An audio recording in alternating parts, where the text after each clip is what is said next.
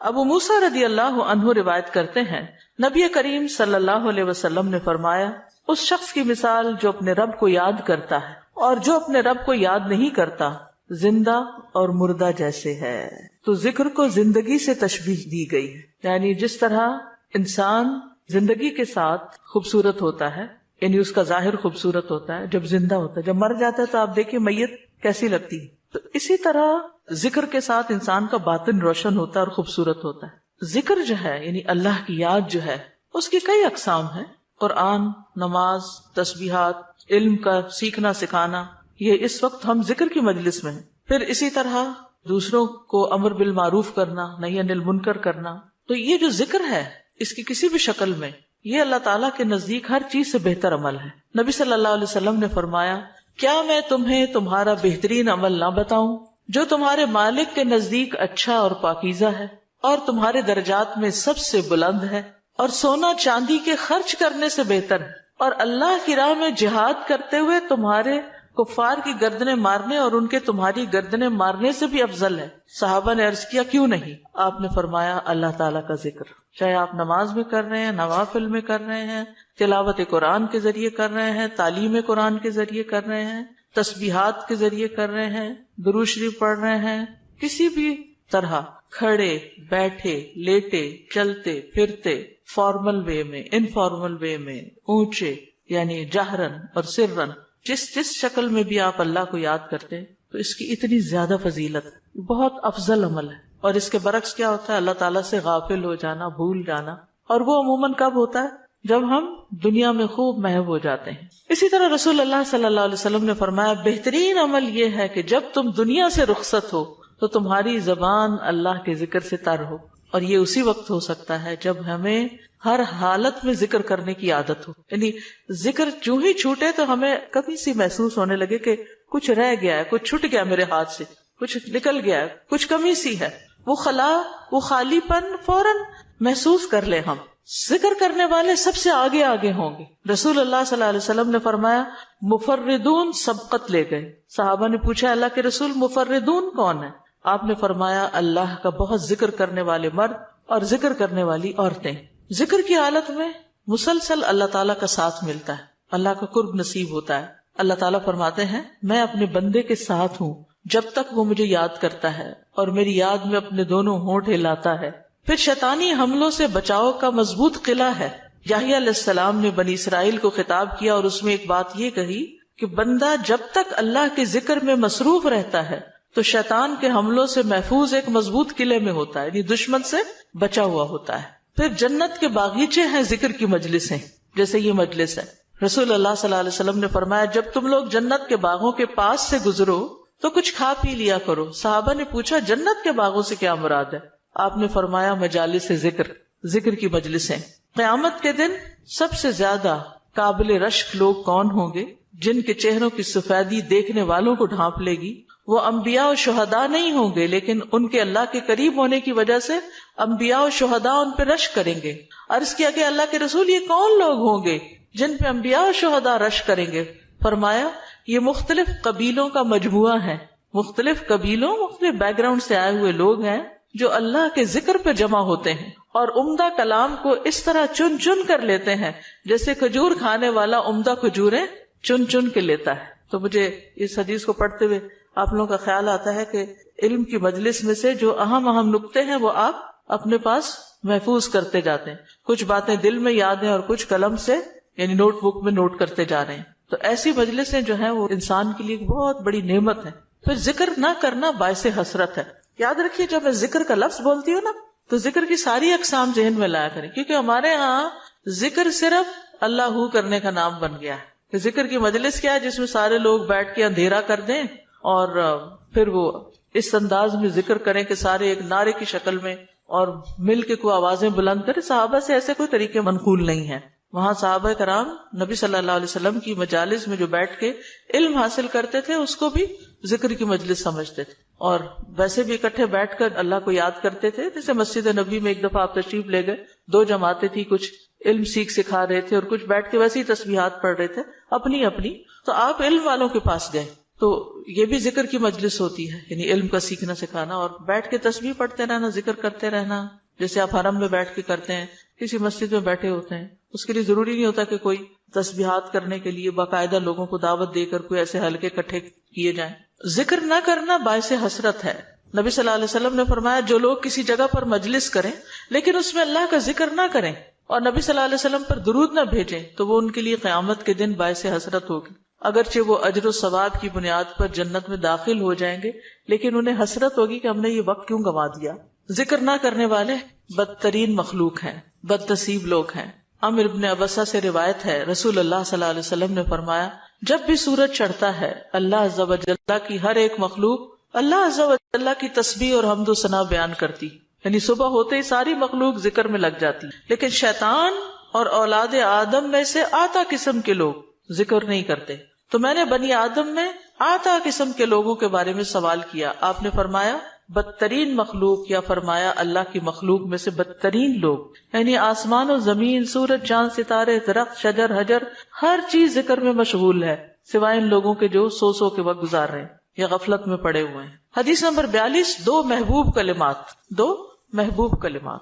عن ابی ہریرہ رضی اللہ عنہ قال قال النبی صلی اللہ علیہ وسلم کلمتان حبیبتان الی الرحمن خفیفتان علی اللسان ثقیلتان فی المیزان سبحان اللہ وبحمدہ سبحان اللہ العظیم۔ کتاب التوحید۔ ابو ہریرہ رضی اللہ عنہ روایت کرتے ہیں نبی کریم صلی اللہ علیہ وسلم نے فرمایا دو کلمے رحمان کو بہت محبوب ہیں، زبان پر بہت ہلکے ہیں لیکن قیامت کے دن ترازو میں بہت بھاری ہوں گے۔ سبحان اللہ و بحمدہ سبحان اللہ العظیم۔ اللہ اپنی حمد کے ساتھ پاک ہے، اللہ پاک ہے جو بہت عظمت والا ہے۔ تو جیسے ہم جانتے ہیں کہ نفلی عبادت میں افضل عمل اللہ کا ذکر ہے، تو یہاں پر اس ذکر کی خاص شکل بتائی گئی کہ اللہ تعالیٰ کی حمد و ثنا اور پاکی بیان کرنا۔ سبحانہ کا مطلب کیا ہوتا ہے کہ وہ پاک ہے۔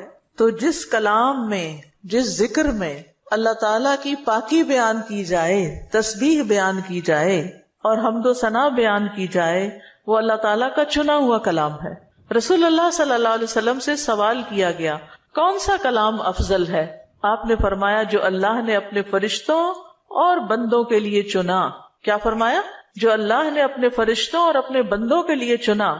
سبحان اللہ و بحمدہ، ٹھیک ہے، سبحان اللہ و بحمدہ۔ یہ تمام مخلوق کی نماز ہے، تمام مخلوق کی نماز ہے۔ نوح علیہ السلام کی وفات کا وقت جب آیا تو انہوں نے اپنے بیٹے سے فرمایا کہ میں تمہیں ایک وصیت کر رہا ہوں، دو باتوں کو کرنے کا حکم دیتا ہوں، دو باتوں سے روکتا ہوں۔ اور دو کرنے کے جو کام بتائے اس میں سے ایک لا الہ الا اللہ کا اقرار، کہ اگر ساتوں آسمان اور ساتوں زمینوں کو ترازو کے ایک پلڑے میں رکھ دیا جائے اور لا الہ الا اللہ کو دوسرے پلڑے میں، تو لا الہ الا اللہ والا پلڑا جھک جائے گا، اور اگر ساتوں آسمان اور ساتوں زمینیں ایک بند کڑے کی شکل اختیار کر لیں تو لا الہ الا اللہ اس کو بھی توڑ دے گا۔ اتنی طاقت ہے اس کلام کے اندر۔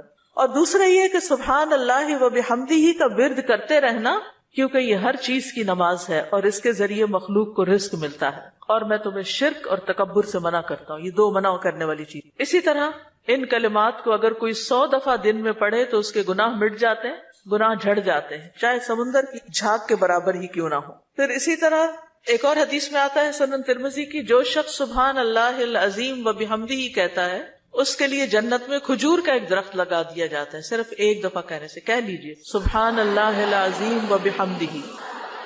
اللہ کے راستے میں سونا خرچ کرنے سے بہتر ہے۔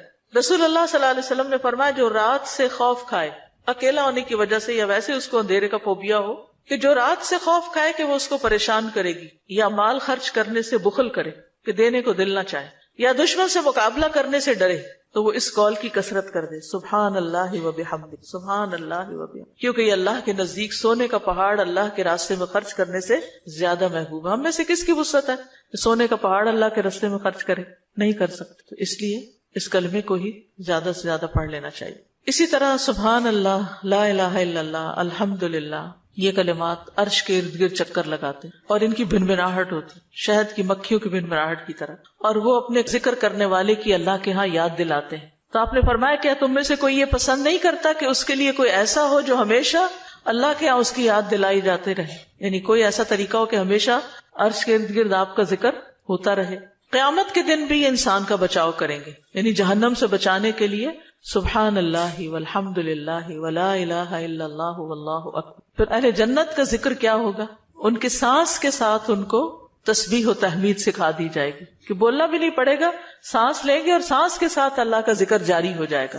یہ جو احادیثوں نے بیان کی، یہ آپ کے پاس کارڈ ہونا چاہیے تسبیحات کی فضیلت والا، اس میں لکھی ہوئی ہے، دوسروں کے ساتھ بھی شیئر کریں اور خاص طور پہ بچوں کو ذکر کرنا سکھائیں.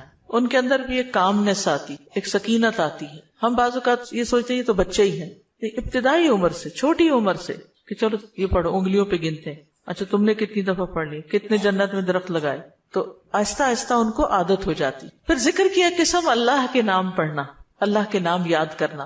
عن ابی ہریرہ ان رسول اللہ صلی اللہ علیہ وسلم قال ان للہ 99 اسما 100 الا واحدا من احصاها دخل الجنہ. کتاب التوحید. ابو ہریرہ رضی اللہ عنہ سے روایت ہے کہ رسول اللہ صلی اللہ علیہ وسلم نے فرمایا، بے شک اللہ کے 99 نام ہیں، 99، ایک کم 100.